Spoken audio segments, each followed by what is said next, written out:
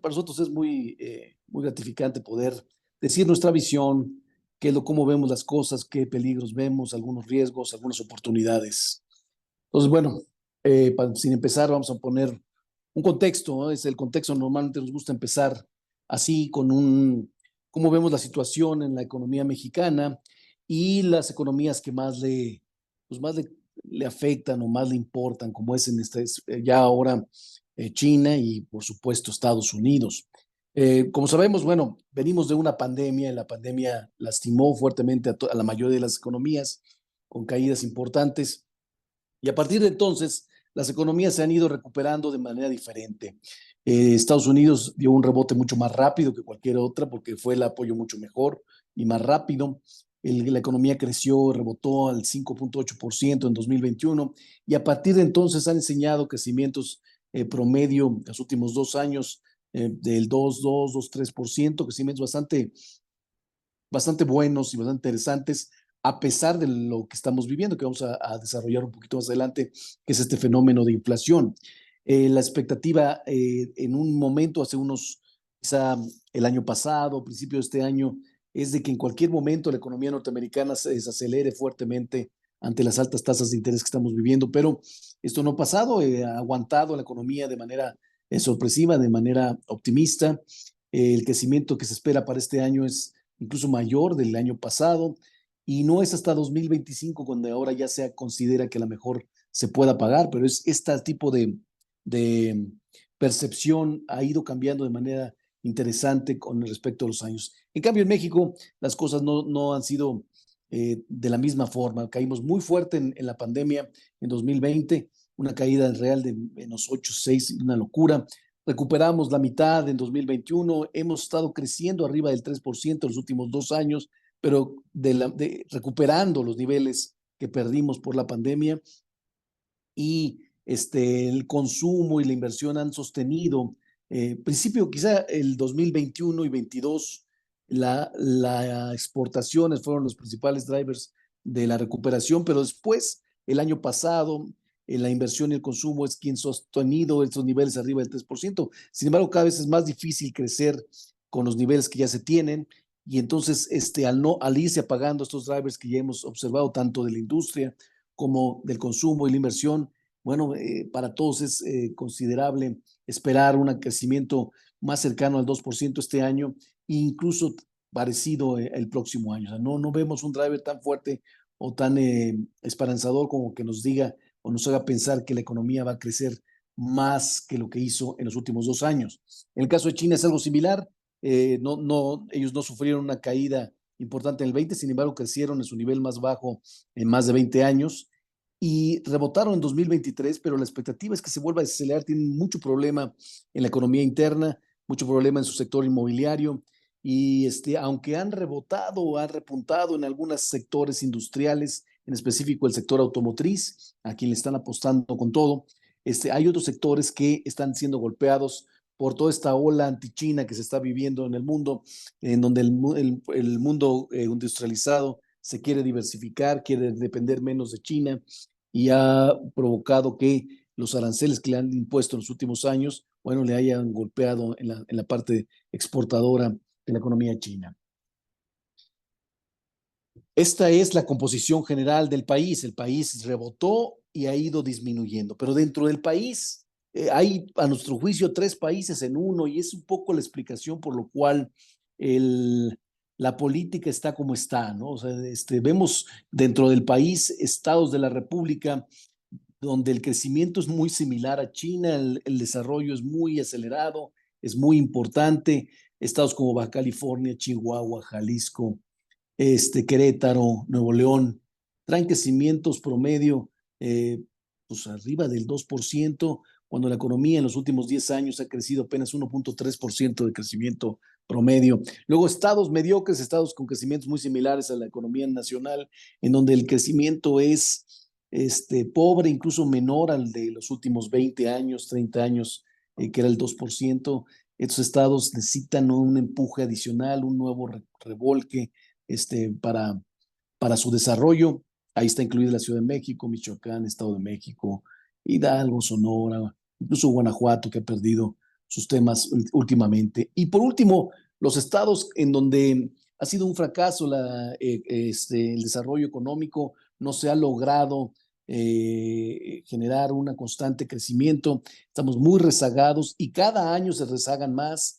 Hay una problemática muy importante, por supuesto, son los estados que más problemática social tienen, más problemática de seguridad, más expuestos a crimen organizado.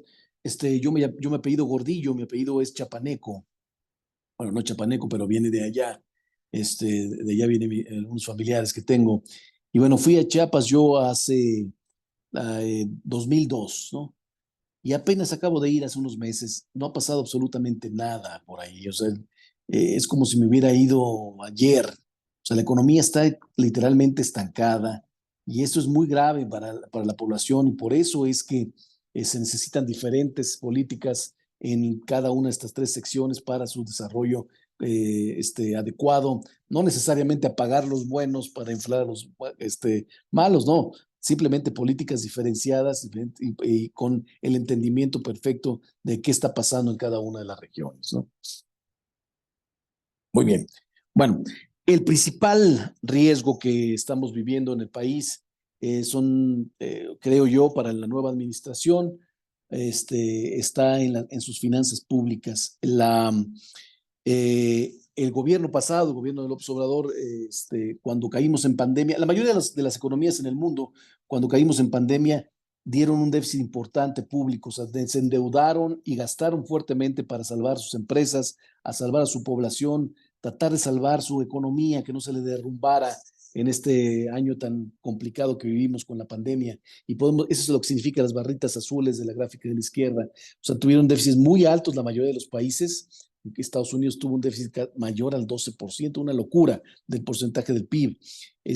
Pero a partir de ese año, las economías han ido recobrando, han ido disminuyendo su déficit público, tratando de encontrar acciones para solventar este aumento tan fuerte en la deuda pública. Es un riesgo global, un riesgo que preocupa.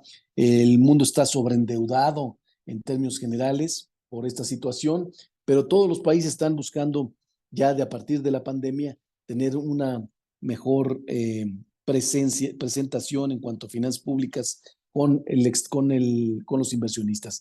En el caso de México pasó algo al revés, o sea, caímos en pandemia y el gobierno decidió no ayudar a las empresas, no ayudar a la población, este, no se endeudó, no dio un déficit importante público y bueno, pues nos costó, con lo que acabamos de ver hace rato, una caída del PIB de más del 8% en términos reales.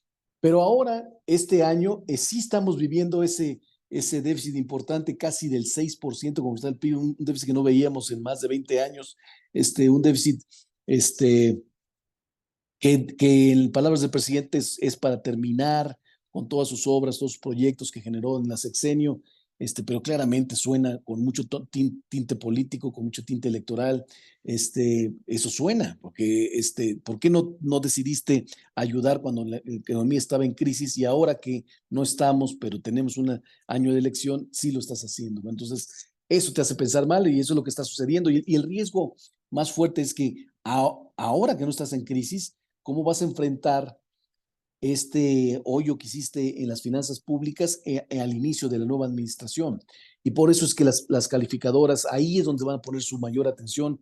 ¿Cómo nos vas a convencer que el déficit de 6% lo vas a bajar a la mitad en los siguientes años? En un principio Hacienda dijo que lo iba a bajar el año que entra, pero ya salió la presidenta electa a decir, no, no, me voy a ir un poco despacio, pero sí con una dirección clara de recuperar un déficit razonable a como lo veníamos planteando en años anteriores. Es buena noticia, lo tomamos con buena, con buena cara, pero con el beneficio de la duda, ¿no? Vamos a estar muy atentos a ver si logran bajar lo que se dieron, el exceso de programas sociales, exceso de gasto en la infraestructura de proyectos insignia de esta administración.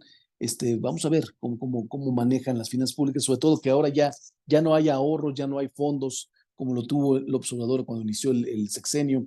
Ya no hay la lana que tenía, estamos mucho más apretados en finanzas públicas como estábamos hace 6 años, 5 años.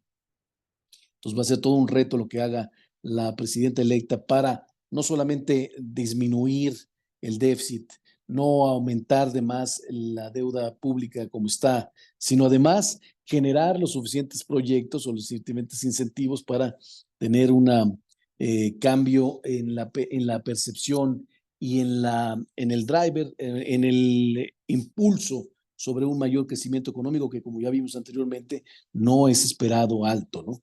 Ese es del lado, el riesgo del lado izquierdo. Y del lado derecho, el riesgo es liquidez, porque por muchos años los principales bancos centrales del mundo han estado tratando de conservar un ciclo económico positivo a costa de dar dinero, a meter dinero en la economía. Cuando yo estudié economía, decíamos que, bueno, una manera de incentivar la economía es tirar dinero en un helicóptero, ¿no? Pero todo esto se va a terminar traduciendo en precios, en inflación. Y bueno, de alguna manera es lo que están haciendo, lo que han estado haciendo los bancos centrales. Con la pandemia salieron al mercado a comprar bonos, los bonos, la deuda que tenía la gente, los bancos, los inversionistas, los compraron y volvieron a inyectar dinero para que volvieran a tener dinero para prestar. Entonces, de alguna manera inyectaron liquidez, entraron lana y estamos invadidos de liquidez en el mundo. Y esto lo que ha provocado es que muchos inversionistas hayan aprovechado esta invasión de liquidez o que no tengan dónde más dejar dinero y no lo dejen a donde les quisiera, donde quisieran los bancos centrales que se pusiera, que es en la economía real, sino que se quede en el sector financiero y aprovechen inversiones financieras en donde sea. Y una de ellas, lo vamos a ver con calma, es la inversión que están haciendo muchos inversionistas en México de manera financiera, que están provocando una apreciación del tipo de cambio que no va con la realidad o que nos mueve de una realidad y nos sorprende a todos en sus niveles que ha alcanzado la moneda mexicana. Y es por este exceso de liquidez en el mundo que le ha costado recortar y que tiene a jaque a todos los gobiernos del mundo porque no pueden ya utilizar más ni pueden cargar más su proyecto de desarrollo a su política fiscal. Fíjense, aquí se traduce la situación que estoy manejando. Ahorita tenemos una deuda como porcentaje del PIB, esperamos que sea este año alrededor del 50.2% de la deuda como porcentaje del PIB del país. Y bueno, esperamos que si logran bajar más o menos del 6 al 5, al 4 y cacho, la deuda podría quedarse de manera similar. El país está en margen de quedarse tiene margen para endeudarse un poquito más, pero un poquito más. Dice, oye, hay muchos países latinoamericanos que tienen el 70, 80, Estados Unidos tiene más del 100% del PIB en su deuda. O sea, tenemos margen para doblar al 100, no. El problema es que Estados Unidos tiene mucho más ingresos de ingresos públicos como porcentaje del PIB, cobra más impuestos, son más efectivos, hay más gente que contribuye en las finanzas públicas y eso le permite en un comparativo con ustedes, por ejemplo, en la empresa, nosotros los analistas usamos mucho esta variable evita sobre deuda. ¿Cuántos años tardaría tus utilidades en pagar el nivel de deuda? Pues te define un poco qué tan apalancado estás. Bueno, en nuestro caso, los ingresos públicos apenas alcanzan el 14-15% del PIB. Entonces, para llegar a un 50% del PIB de deuda significa que estamos agarrados a por lo menos 4 años sin gastar nada, es lo que tardaría el país en pagar la deuda que tiene. Entonces, no tiene mucho margen. En cambio, Estados Unidos tiene un ingreso de público del PIB más o menos del 40%. Entonces, el 100% se lo echan en 2, 3 años.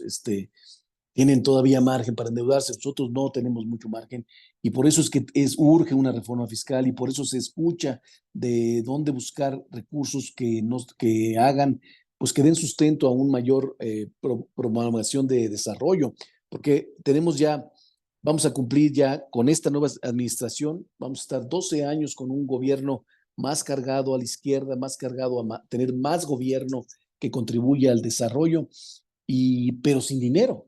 Entonces, bueno, es muy importante saber cuáles serán los incentivos o cuáles serán las reformas que tengan que hacer el país para sostener y que sea sustentable todo este proyecto que se pueda tener, ¿no? ¿Cómo va a bajar del 6% al llegar al 3%? Decíamos, el riesgo país no ha repuntado de manera significativa a pesar de lo que sucedió el 2 de julio con una mayoría abrumadora por parte del partido en el poder. No ha aumentado mucho, pero sí hay el riesgo importante de las calificadoras, comentábamos. Fitch ya nos tiene a un rublo de perder ya el grado de inversión. pierdes el grado de inversión y se te va a costar casi el doble cualquier proyecto de deuda, cualquier proyecto de, de pues sí, de obtener recursos. Tanto Standard Poor's como Moody's lo tenemos a 2 escalones y si no convencen para el mes de noviembre que el presupuesto del año que entra sí sea en el sentido de disminuir el déficit, bueno, nos portamos peligro de perder esta calificación y lo que signifique esto para muchas variables financieras del país, incluidas el tipo de cambio.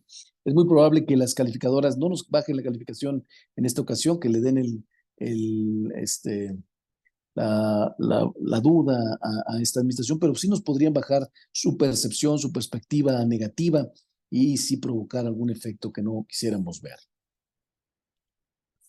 Ya decíamos cómo está moviéndose la economía mexicana, qué perspectivas hay para este y el próximo año, y decíamos que está dividida regionalmente de manera muy clara, y bueno, por componentes de la demanda, por componentes de la economía, vimos a un sector exportador, un sector industrial muy vigoroso en 2021-2022, generando el motor principal de la recuperación, pero este sector ha estado ya, sí se había visto muy afectado por el aumento de las tasas de interés. Ese sector, no solo en México, en el mundo en general, en Europa, en Estados Unidos, está enseñando que tasas de crecimiento bajas, el mundo se está recomponiendo industrialmente hablando, está cambiando tecnologías, está diversificándose y esto no tiene buena esperanza futura, pero en el corto plazo está pasando aceite y este no es un sector que está contribuyendo en los últimos años a la economía o al crecimiento de la economía. Son crecimientos bajos las exportaciones, crecimientos bajos la producción industrial. Lo que ayudó a mantener el crecimiento del 3% el año pasado fue el aumento en la inversión de casi 20% y el crecimiento interesante del consumo de arriba del 4%. Pero y decíamos, no son sostenibles, es muy probable que baje fuertemente el crecimiento de la inversión bruta y mucho menos si nos convence la presidenta electa los nuevos proyectos que se pudieran dar. Es vital que logre generar una asociación, un convencimiento con el sector privado, porque ya decíamos que no hay muchos recursos para el sector público, ¿no?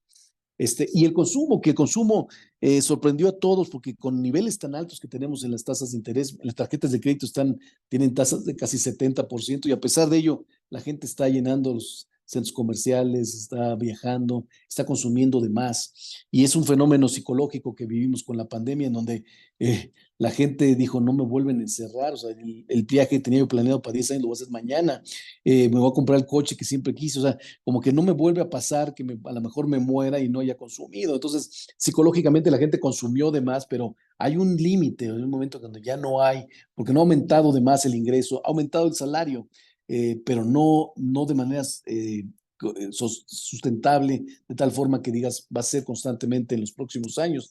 Entonces, el consumo de algún momento se va a moderar y creemos que va a ser tan pronto como este año y el próximo. Entonces, ahí es un punto que tiene que atacar la administración pública o que tienen que observar el sector privado. ¿Qué sí hemos visto en esta administración? Un repunte adicional, a pesar de la matriz que les enseñé regionalmente, considerando un promedio de 10 años. Bueno, en este sexenio sí creció un poquito más los estados del sur, principalmente el sureste, con los proyectos del Tren Maya, con los proyectos de Dos Bocas, con algunos otros proyectos específicos. Sí ha mostrado un repunte Tabasco, sí ha mostrado un repunte Quintana Roo, Campeche, pero decíamos, no necesariamente son repuntes que se van a quedar, ni necesariamente son repuntes que quisiéramos observar, porque no vimos repuntes en estados muy importantes como Chiapas, Guerrero, Oaxaca.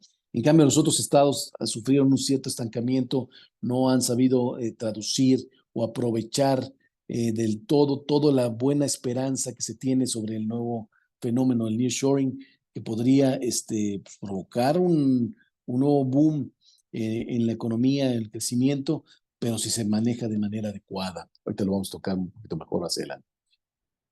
¿Cuál es el fenómeno que hemos visto que todo el mundo está poniendo atención? ¿Qué pasó? ¿Cuál fue el costo de la pandemia? Y el principal costo de la pandemia y fenómeno se llama inflación, un fenómeno que teníamos olvidado, que lo recordamos algunos que tenemos edad como algo muy malo. En los 80 vivimos fenómenos de inflación que nos lastimaron rotundamente a nuestra riqueza, a nuestros ingresos.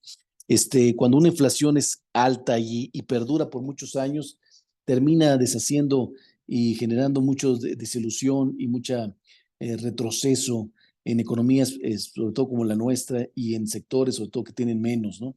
Entonces, todo el mundo estaba preocupado porque cuando nos encerraron, rompimos las cadenas de suministro, rompimos muchas cosas que cuando luego nos incorporaron al mercado, esta disrupción no tuvo la capacidad de empatar, entonces teníamos muchos cuellos de botella, muchos problemas de cadenas de suministro que provocaron aumentos de precios de manera significativa y generaron niveles de inflación que no habíamos visto en 20 años. Y bueno, preocupaciones que se fueron alargando por el exceso de liquidez que ya les comenté en el sector financiero, que se fueron traduciendo en aumentos en los precios, ya no solamente en los bienes, sino se fueron también a los servicios, y los servicios se han perpetuado más en estos niveles, les ha costado más trabajo bajar.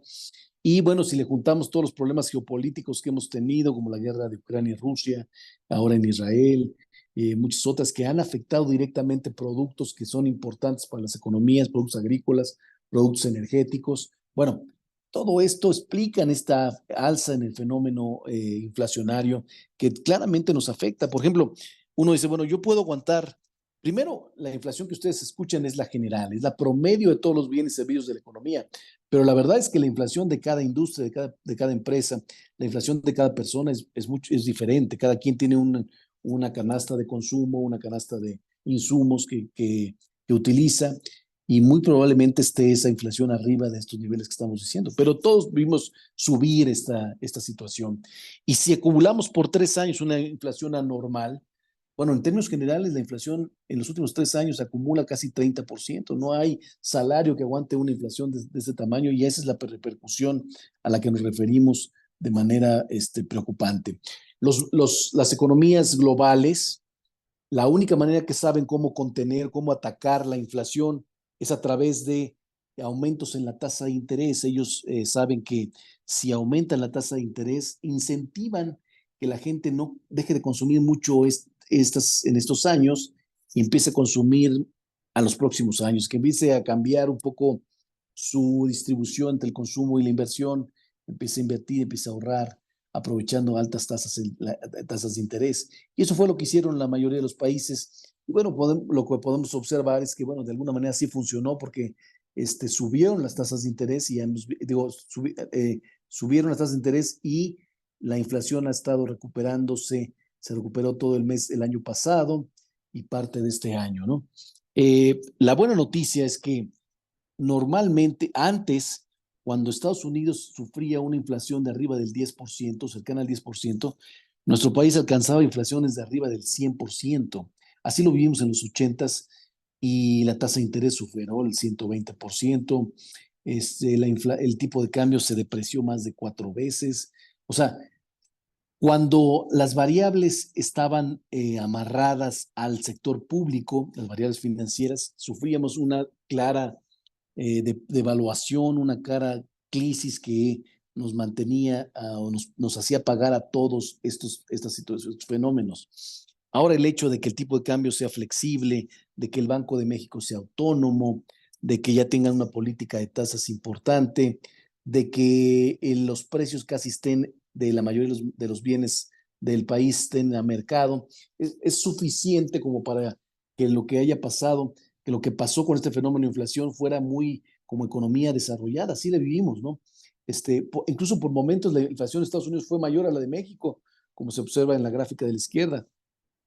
Traemos inflaciones muy similares, o movimiento de inflación muy similar a Estados Unidos. Tenemos un diferencial, pero no es tan significativo como lo vivíamos en décadas anteriores. Entonces, esa es la buena noticia, que vivimos un proceso inflacionario muy de primer mundo, entonces, y con manejos razonables y buenos por parte del Banco Central en cuanto a las tasas de interés. Entonces, decíamos, la mala noticia aquí, antes de llegar a este tema, la mala noticia es que quizá los últimos 3 meses del año pasado y lo que va de este año, se nota que la inflación ya paró con una tendencia de recuperación. Le ha costado trabajo, se ha estado estancando, y esa es una de las principales razones por las cuales, primero, el Banco Central ya se sintió cómodo con el nivel de tasas que llegó, ya se quedó ahí arriba. y nos ha dicho que ya empezará a bajar tasa de interés, pero no lo ha hecho. Y no lo ha hecho por esto, por esta preocupación que está viviendo. Está como estancado y tiene miedo que a lo mejor rebote.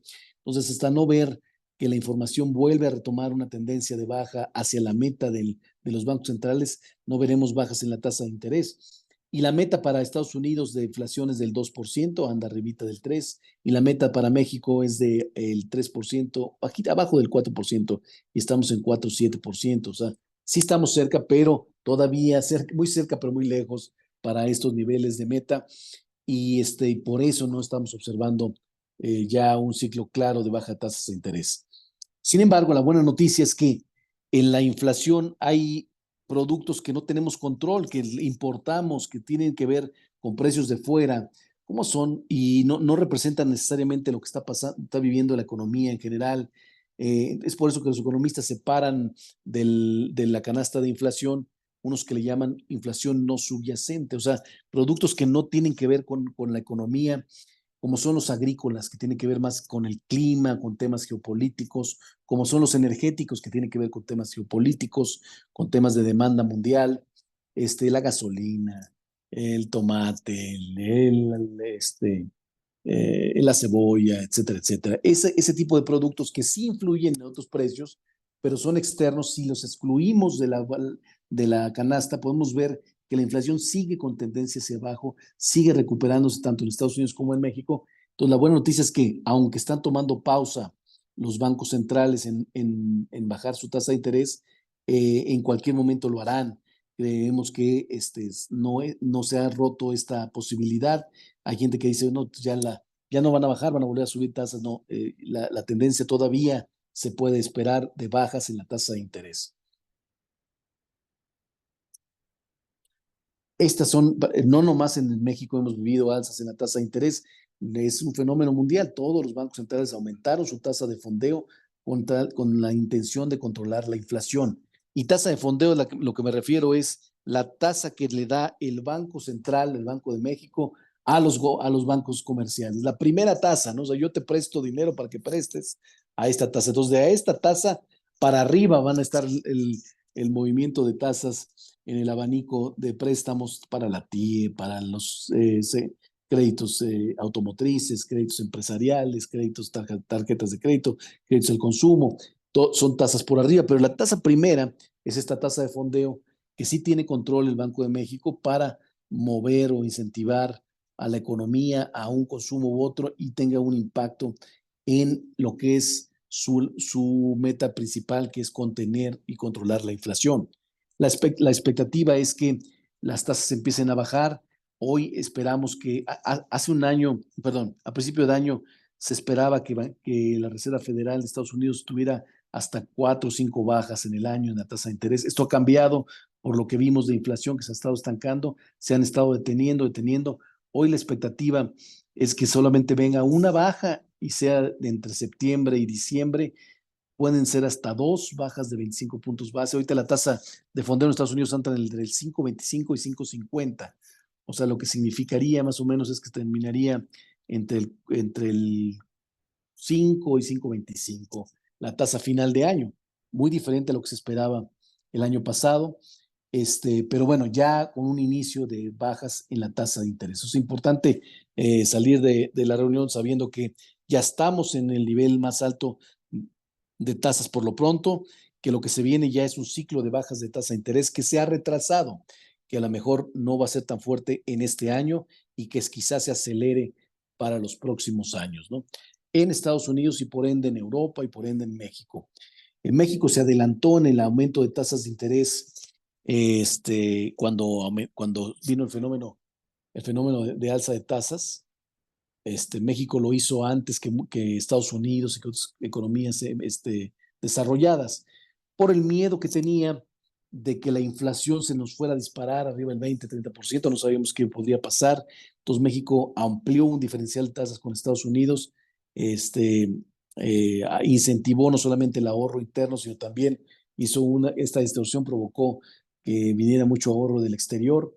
Y bueno, no pasó el fenómeno, no se fue de más la inflación y ahora México ya empezó a bajar su tasa. Hace 3 meses bajó de 11,25 a 11% la tasa de fondeo, esa es la tasa como la tiene, pero ayer no bajó su tasa, sigue en 11%.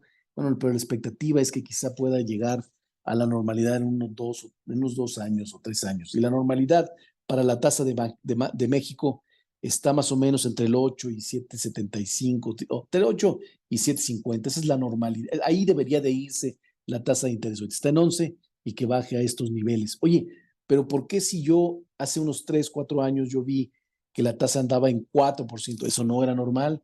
Ahí lo que pasó es que Estados Unidos bajó su tasa a cero para tratar de incentivar a su economía y entonces nosotros aprovechamos esa oportunidad para bajar nuestra tasa a niveles del 4%, que completamente era subsidiada, que había que aprovechar, pero no es la normalidad. La normalidad de México anda, decíamos, entre el 7,5% y 8%.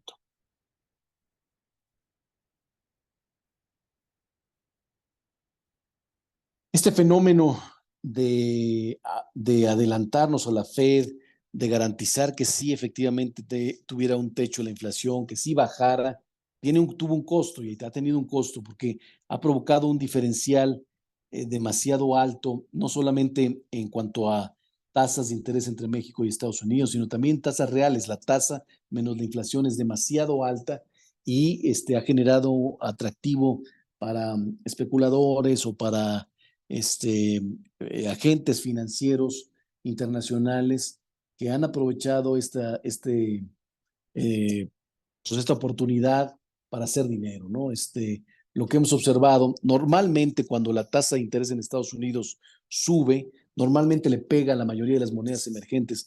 ¿Por qué? Porque el inversionista dice, bueno, es más seguro el dólar y el dólar hoy me está pagando algo de tasa de interés. Bueno, voy a romper parte de mi portafolio y me irme y componerlo en dólares. Y entonces deprecias un poco monedas emergentes. Pero en lo que sucedió con tanta liquidez que hay en el mundo, más un diferencial muy atractivo, bueno, muchas tesorerías no solamente se fueron al dólar, sino también agarraron parte de su movimiento y se fueron al peso, sobre todo en fenómenos como el carry trade famoso que han escuchado ustedes en la prensa, que no es otra cosa más que fondearon tesorerías a tasas muy bajas, como en Japón o en Estados Unidos, compraron pesos, inmediatamente invirtieron para 3 días, que les da, no sé, se fondean en 5, sacan un producto para 3 días con una tasa anual de 11, le sacan un diferencial de 6%, ese mismo día lo venden en forward, todo lo hacen en un mismo día y diario con diario está sacando un pedacito de rendimiento que ha provocado que pues, la moneda se vaya de más hacia abajo, aunque diera la presión o aunque el presidente actual dijera que es porque lo quiere mucho a él. Y la verdad es que desde que el tipo de cambio ha dejado de ser flexible, ha dejado de ser fijo y es flexible, que es de 1994, el tipo de cambio se ha vuelto es un precio ya de oferta y demanda. Si quieres más dólares, pues se mueve para un lado, si quieres más pesos, y ya no refleja la salud de la economía porque ya no depende de nada. Antes, cuando era fijo, sí dependía de las reservas internacionales para conservarlo fijo, y las reservas internacionales pertenecían al gobierno mexicano, a las finanzas públicas. Entonces, cuando se iba capital, se acababan las reservas y el gobierno tenía que meter dinero para conservarlo y entonces entramos en una devaluación completa. Entonces, sí era el reflejo de la economía. Hoy no.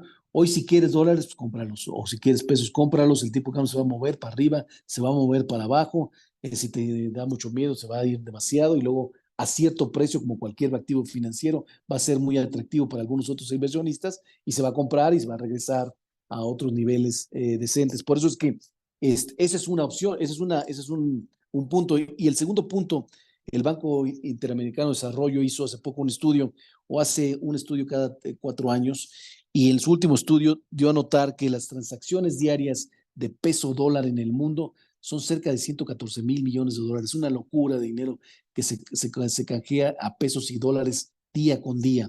De esos 114,000 millones de dólares, solo 30,000 millones de dólares se hacen en México. Los demás se hacen fuera. Banxico reporta transacciones de pesos dólares en México alrededor de 30,000 millones de dólares. Entonces, el 80% de las transacciones son de fuera. Por eso es la razón que nosotros, cuando nos preguntan, dice, oye, no vio el mercado, la mañanera, no, el mercado no vio la mañanera, el mercado está en otro rollo, está aprovechando el exceso de liquidez, está aprovechando el diferencial de tasas y está moviéndose en ese sentido. Y aprovechando, aquí hicimos una correlación, como pueden ver, que estas tres monedas en verde, que son las monedas que más diferencial han enseñado en sus tasas de interés y sus tasas reales, son las que mejor les fue en los últimos años con respecto al dólar. Las demás se han depreciado y estas monedas le han ganado al dólar de manera significativa, ¿no? Esta es la gráfica del carry trade al que yo me refería. Se puede observar cómo aprovecharon este diferencial y tuvieron una apreciación adicional a su moneda y un rendimiento adicional. Los inversionistas, mientras más se aprecia, pues mejor les gustaba y más lo hacían, etcétera, etcétera. Esta baja que estamos observando en el caso de México fue después de la votación el 2 de julio, que lo que provocó, pues fue que lo que provocó es que generó algo de miedo. Ahí inmediatamente con la volatilidad ya no le gusta el carry trade, lo deja de hacer y empezó a disminuir su carry trade y curiosamente se fue y se movió a otras monedas que también son muy atractivas, como en este caso fue la lira turca, que tiene un diferencial altísimo. Tiene mucho riesgo, pero tiene un diferencial de rendimiento de corto plazo muy atractivo. Entonces dejaron de quedarse en el peso y se fueron a la lira. Y en la medida que el miedo siga, pues así va a ser, pero si el miedo se disminuye, si hay eh, cierto diálogo y razonabilidad sobre el cambio constitucional que se quiere hacer en el Poder Judicial en el mes de septiembre, entonces a lo mejor podríamos volver a ver regresar al carry trade a nuestro país en la medida que no disminuya el diferencial de tasas de interés. Es por eso que a veces nos dicen, oye, ya no va a regresar nunca más a los 17. Bueno, es poco probable que regrese a los 17, pero si la reforma constitucional de septiembre es coordinada, es aceptada por inversionistas extranjeros y el diferencial no ha disminuido, bueno, puede hacerse, ¿no? Oye, pero eso no va a pasar, bueno, a lo mejor no, pero hay condiciones todavía para que eso pase. Saber qué es lo que lo está moviendo y qué lo tiene tan fuerte o qué lo tiene tan débil, ¿no? Casi en todos los fenómenos de volatilidad, aquí lo que estamos viendo son volatilidad, desviaciones estándar del peso mexicano en varios eventos.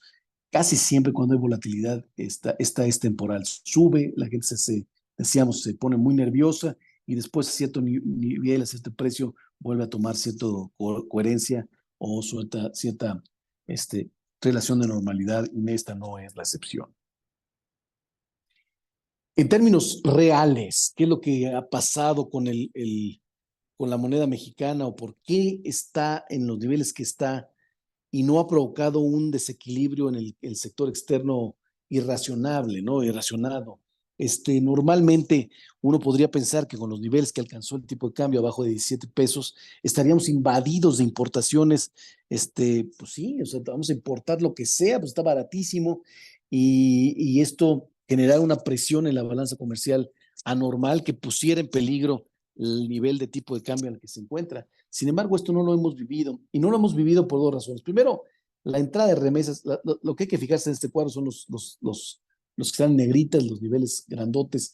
En las entradas de capital, las exportaciones enseñaron un crecimiento bastante considerable en el sexenio de 31%, pero las remesas se doblaron de 30 a 60 mil millones de dólares al año, una locura de entrada que ha entrado por parte de remesas. Y las salidas en las importaciones fueron menores que las exportaciones en crecimiento. Oye, ¿por qué si el tipo de cambio estaba tan barato, por qué no invadimos el mundo, el país de importaciones? Esto no se dio.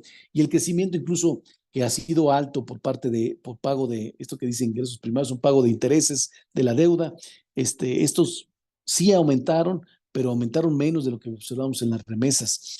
La razón por la cual no invadimos al país de importaciones es que vivimos un fenómeno que no habíamos vivido antes. Íbamos a Estados Unidos constantemente, los precios estaban relativamente estables, esto no ha pasado. Ahora vas a Estados Unidos y los precios están altísimos, todo está caro, todo ha subido, el fenómeno de inflación le pegó a todos. Entonces, aunque el tipo de cambio se abarató, el precio del producto no lo hizo y esa es una de las razones por la cual no se ve tan clara la apreciación del tipo de cambio en las importaciones. Sí en mi dinero, sí en mi pago como exportador, me pagan, me dan menos dinero, pero no en las importaciones. Eso es lo que ha provocado, pues es que el desequilibrio en términos reales, pues no se haya dado y por eso es que no hemos visto una presión importante hacia la moneda mexicana en estos niveles. Eso no significa que la moneda ahí debería de estar, no. Para nosotros el tipo de cambio, lo que debería de estar midiendo, aunque dijimos que es de libre demanda, pero es como una olla express, como un escape de aire, ¿no? Lo que debería de estar haciendo es compensar las distorsiones de precios que se dan con tus principales socios comerciales, ahora que gran parte de nuestro producto lo comerciamos. Y si el 80% lo comerciamos con Estados Unidos, es fácil de verlo directamente con ellos. Si Estados Unidos tiene promedio de inflación de 2% y México la tiene de 4%, pues no es un comercio justo porque nuestros precios suben más que los de ellos. Entonces el tipo de cambio debería de compensar este diferencial de inflaciones y esa es la verdadera razón por cómo se debería de mover el tipo de cambio en el tiempo. Es más o menos un 2% de depreciación anual. Así se debería de moverse a lo que nosotros llamamos un tipo de cambio teórico, ¿no? Y si yo se los graficara, se pueden dar cuenta, así no se mueve, pues se mueve para arriba, para abajo, tiene brincos por todo lo que pasa en el mundo, pero en el largo, en el tiempo, en los años, se ajusta el tipo de cambio a este nivel que debería estar en la economía. Entonces, ese nivel ahorita está alrededor de 18, es lo que debería de estar. No significa que vaya a estar pronto, significa que es un buen parámetro para decir, entonces los 18, los 20, 21 es caro y en algún momento se va a recuperar, sí. Y los 16, 17 son demasiado baratos y en algún momento va a subir, sí. Eso es lo que hay, para eso sirve y es importante medirlo y tenerlo en cuenta para nuestras proyecciones o nuestros presupuestos, ¿no? Este es el tipo de cambio de del último año.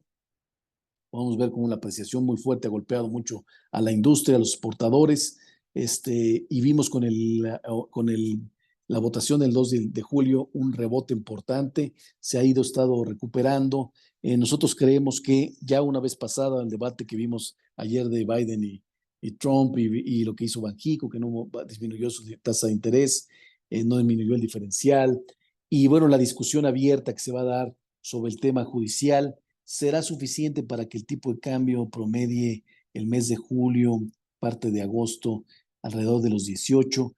Y en la medida que nos acercamos a septiembre, quizá podemos ver una presión más significativa, porque aunque tengamos la esperanza de que va a ser un poco más razonable o que a lo mejor se lo brinquen y no lo hagan y lo hagan en otra ocasión, en otro año, la reforma constitucional, creemos que vamos a ser muy ilusos, ¿no? El presidente tiene muy claro que eso es lo que quiere hacer antes de irse, está obsesionado en ello, es una clara revancha que tiene sobre los ministros de la Suprema Corte, lo va a hacer sí o sí, y es muy probable que salga como él lo pidió, muy cercano a lo que él lo pidió, los cambios van a ser muy marginales, y bueno, eso será suficiente como para esperar una presión en el tipo de cambio, una presión temporal, una presión quizá que dure algún tiempo, aunque es temporal, aunque puede durar un par de 2 o 3 meses, porque se nos va a juntar con otros temas, ¿no?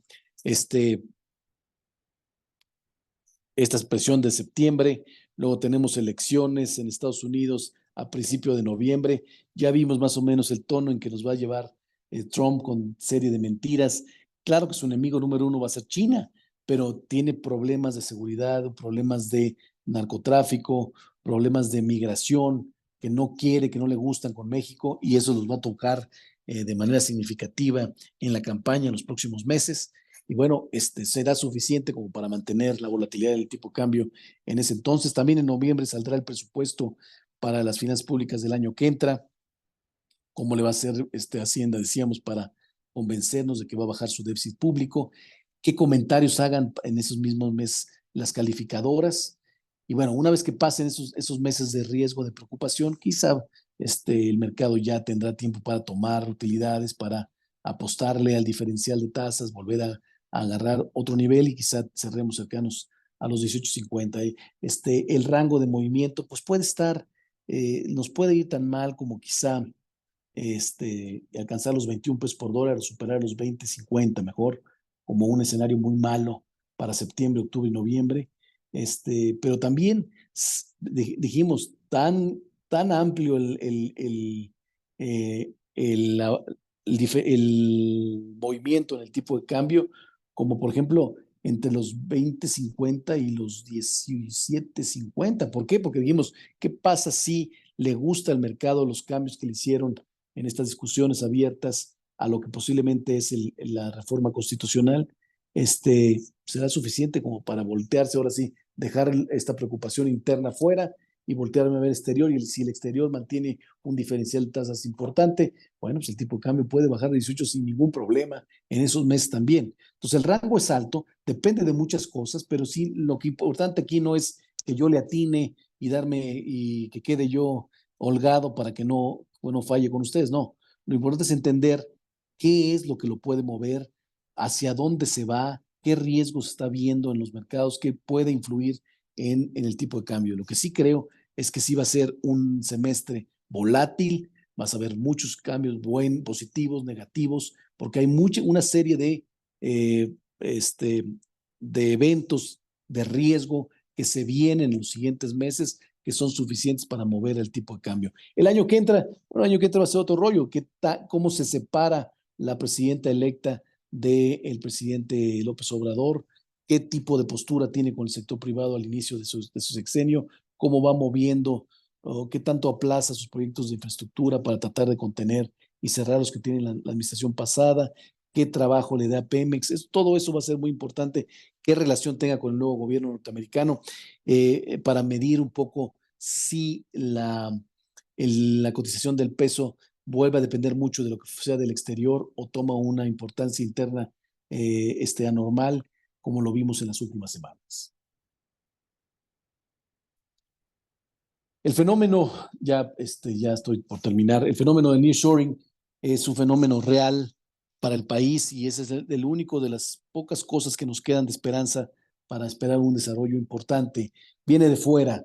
Decíamos, el mundo vivió problemas de suministro, problemas de cadena de valor, que no quiere volver a vivir, se dio cuenta que no puede depender tanto de China y entonces lo que está haciendo, tratando de hacer es diversificar su producción, sus insumos a otros países. Y lo más cómodo sería que sean cerca de la producción completa de la cadena de valor. Y no hay lugar más cerca que México para que esto pase. Y ese de ahí sale el término nearshoring.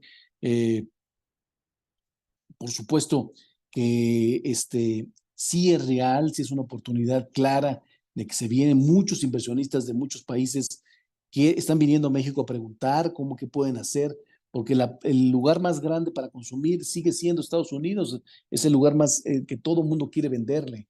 Entonces, sí es real la oportunidad que tenemos en el fenómeno nearshoring. El problema es que no es gratis, ¿no? O sea, la inversión extranjera directa no se ha sobre explotado en los últimos 2 años. Tiene este fenómeno de aumento desde 2014, cuando Trump empezó a poner aranceles a China. El problema es que sí ya somos el principal importador, a ver si lo tengo acá, bueno, el principal importador de Estados Unidos de productos, pero no porque hemos aumentado mucho, pasamos de 14% al 16%. China tenía casi el 30% de porcentaje de importaciones de Estados Unidos, ahora la tiene en el 12%. O sea, China ha disminuido un chorro y no necesariamente porque aumentamos nosotros, aumentamos un pedazo, pero otro pedazo lo han hecho otras economías que no se van a quedar cruzadas de brazos, que van a aprovechar también el tema de diversificación, pues sobre todo del este de Asia, Vietnam, Tailandia, Indonesia, todos esos países van a aprovechar y van a competirnos de manera importante. Entonces, si no nos ponemos la pila, porque esto no va a ser de manera gratis, pues va a ser muy marginal todo el desarrollo que nos podemos aprovechar sobre el nearshoring, sobre todo porque tenemos problemas muy graves de energía. La energía no es competitiva, problemas de agua, problemas de desabasto de gas natural, de trámites de Estado de Derecho, de seguridad, de vías de acceso. Todas estas cosas, cuando viene el inversionista, dice, ay, bueno, entonces nomás me quedo con un pedazo, o nomás me voy a la frontera, nomás hago maquila. Esas cosas no, sí, ya las vivimos antes y son muy marginales para ayuda al desarrollo. Tiene que estar un plan muy claro del gobierno federal, del gobierno estatal, del gobierno municipal, del sector privado, organizaciones privadas, universidades, que tener claro que esto tenemos que aprovecharlo. Es una muy buena oportunidad para hacer productos, insumos en el centro y sur del país, aprovechar más, incorporar esta globalización a estos estados que nos han criticado mucho, que no se han permeado, que todo se hace en el norte o en ciertos estados, no ser maquiladores, bueno, pero no se hace gratis, o sea, es desesperante y parece que lo trae en el discurso la presidenta electa, pero no se nota en la vida o en el manejo real, ¿no? O sea, ayer anunciaron a la nueva secretaria de Energía, que parece que es técnica, que parece que es estudiosa, pero su primer discurso es continuaré con la soberanía de la industria eléctrica, que está bien, no esperamos menos, es lo que es la misma escuela o es el mismo sentido que está teniendo esta administración pública, pero ¿esto qué significa? Pues que vas a volver a cargar la mano a Pemex, que vas a volver a cargarle la mano a CFE, con energías caras, con energías que no compiten. El problema es que no compito con el exterior, ayúdame. Y bueno, esos son esos comentarios personales que simplemente tienen la intención de pues brincar un poco, de hacer perdón, déjame ver si tengo aquí, no, de hacer como mella en algunos de ustedes para decir, bueno, si no lo aprovecha el gobierno, tenemos que aprovechar nosotros, tenemos que hacer acuerdos, tenemos que hacer situaciones que provoquen un detonante a favor, que nos haga aprovechar de mejor manera este fenómeno que es de fuera y que sí es importante. Bueno, ¿quién puede ganar las elecciones en Estados Unidos? Bueno, hoy están al 50% y lo que si vieron el debate ayer, bueno, es increíble la poca opción que tiene Estados Unidos para su presidente. Vimos un Biden ya muy desgastado, que parece que no va a aguantar otros 4 años. Así, esa es la impresión que da. Y un Trump que ya está en la locura total, o sea, que, que miente sin ningún problema, que no es moderado. Bueno, la verdad es que es increíble lo que vivimos en Estados Unidos, pero a recordar que aquí el que tiene más votos no necesariamente que es el que gana, ellos tienen una votación diferente a nosotros. Allá tú ganas un distrito y te dan toda la votación de distrito. Entonces hay que fijarse bien en los estados que normalmente que cambian de partido de uno a otro. Los que ya tienen preferencia de un partido, eso no importa porque todos los votos van a ser para ellos. Entonces, en donde está la contienda más fuerte está aquí en Wisconsin, Pensilvania, Nevada, Georgia, Arizona y Michigan. Esta va a ser muy competida, va a ser muy, muy interesante, muy, muy pareja.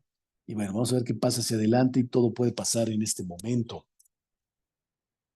Eh, Estas son las 18 reformas constitucionales que ha anunciado el presidente López Obrador a principio de año, que va a continuar o va a tratar de hacer la presidenta electa. Las que más nos preocupan de las 18 son estas que estamos enseñando. Decíamos la elección popular de los ministros magistrados, bajar a 64 senadores, 300 diputados, no porque no porque sea per se algo malo, sino porque ya tiene tanta mayoría que esto se hizo exactamente para hacerle algo de contrapeso en el Congreso y bueno, esto terminaría generando una hegemonía que no hemos visto desde el PRI más importante. Eliminar los organismos autónomos es muy, muy grave en el sentido de que vamos a estar sin indefensión tanto en el tema del sector judicial como en el tema económico o ayudas para el Telmec, etcétera, etcétera, que nos permitan garantizar nuestras inversiones o garantizar nuestra competitividad. Por eso es que no lo queremos, por eso es que queremos algo de contrapeso al gobierno y que lo eliminen, pues nos ponen un nivel más riesgoso que antes, ¿no?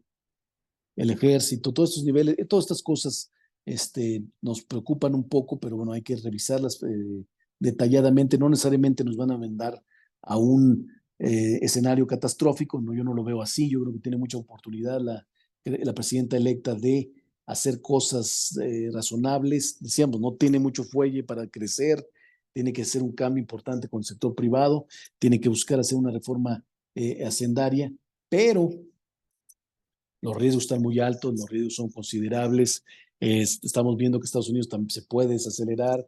Hay una reforma, hay una revisión del TEMEC en 2 años, etcétera, etcétera. O sea, hay riesgos suficientes como para estar preocupados, no, pero no va al grado de todavía salir corriendo. Lo vamos a ir viviendo. Creemos que todavía hay oportunidades en ciertos sectores, ciertas regiones, Y hay que hacer contrapesos, hay que exigirle a las nuevas, al gobierno, ellos trabajan para nosotros, hay que exigirle a los gobiernos de los estados, gobiernos municipales, hacer acuerdo con ellos, hacer equipo, decir, oye, esto queremos, esto no queremos. Creo que es muy importante involucrarse, ser más políticos que nunca. ¿Para qué? Pues por el beneficio del país, por el beneficio de, no estoy diciendo que regresemos al pasado, no, generar cosas nuevas, generar cosas eh, inteligentes, razonables y aprovechar los momentos actuales del mundo. En términos generales, estas son nuestras proyecciones de los principales indicadores económicos financieros del país para lo que resta de este año, para el año que entra. Y bueno, espero les haya gustado.